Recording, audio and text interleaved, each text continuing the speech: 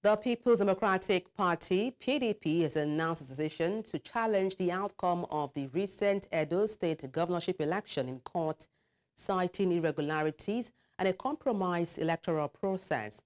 The party's National Publicity Secretary, Debo Ologunagba, affirmed that PDP is committed to upholding the rule of law and is currently reviewing the election documents before taking legal action. He assured that the PDP's position will soon be made public and reflected in the party's legal actions.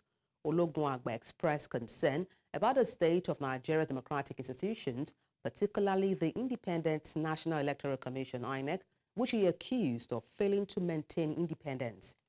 He emphasized that for democracy to thrive, Nigeria needs strong, independent institutions, drawing a comparison to the United States' robust democratic systems. And to talk about this, I'm joined by a legal practitioner, Dennis Osaretin. Good afternoon. Glad to have you join me on the news. Good afternoon, and thank you for having me. All right. What's your impression of the PDP going to court? Of course, that is the proper thing to do in a democracy. You know, there should be some form of remedy. Where there's a wrong, there must be remedy. It will be just to be remedial. You know, in this instance, the PDP appears to be aggrieved, and the law has provided ample opportunity and remedies for them to ventilate their grievances. And I think they should be encouraged and applauded for taking that democratic path. Well, but then a lot of people are skeptical about the verdicts the courts will give. Do you think those are valid concerns? Yeah, of course. You know, those who are actually entertaining some doubt and fears, you know, may have some form of justification, you know, looking at the general happenstance, you know, looking at the general milieu that we find ourselves under this current APC administration.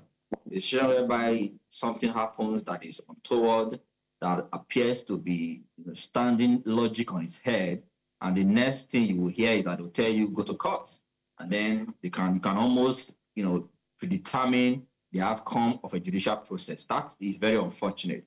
But that notwithstanding, as a lawyer, I'm very confident that the courts, the judiciary, still remains the hope of the common man, and anybody who is aggrieved certainly would find remedy within the way of the courts. Now, still talking about the courts now, some have said that, you know, going forward, INEC shouldn't be too hasty in declaring results. Looking forward now, how can we avoid post-election litigations? Yes, for me, INEC has, you know, some legal obligations, you know, to ensure that they deliver to Nigerians a free, fair, credible, and transparent elections. When the electoral process is transparent, it's free, it's credible, you will find that nobody will go to court. For example, in Edo State in 2020, an election held in Edo State, and at the end of the election, most of the parties who were involved in that election, they didn't go to court because everybody could see and could monitor through the IREV how the poll was conducted and collated, and the eventual winner was announced, and people were, you know, generally happy with the outcome. But that is not the same, you know, scenario right now playing out in Edo. You know, it appears that the will of the people has been truncated. The people who, the candidate that was elected by the people appear not to have been the person that was eventually declared by INEC. And that for us is very unfortunate.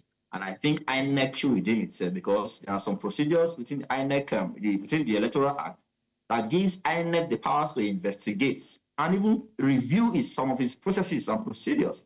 So, and the PDP has written to INEC calling on it to investigate some of the allegations being raised. And it's only natural, it's only right, it's only justiciable that INEC should carry out that investigation and tell the people what exactly transpired on the 21st of September to give them some hope and sustain the confidence reposed in INEC. Until that is done, everybody will keep challenging, will keep crying to high heavens, calling out the brigandage that happened in Edo on 21st of September. And I think the whole world are saying, because looking at even the documents that were, you know, a result that were uploaded on the IREV, clearly different from some of the results that came from the units. And then the eventual results that were announced is also different from what was uploaded on the IREV. So the question now is, what do we believe? If we cannot trust the umpire in an election, who then are we going to trust? So INEC must ensure this, they must ensure they carry out their mandate under law transparently, so that we can reduce the instances of going to court and having the court to determine who eventually becomes the winner in an election. All right, thank you so much for your submissions on the news. Dennis Osaretin, legal practitioner. Many thanks indeed. Thank you so much for having me.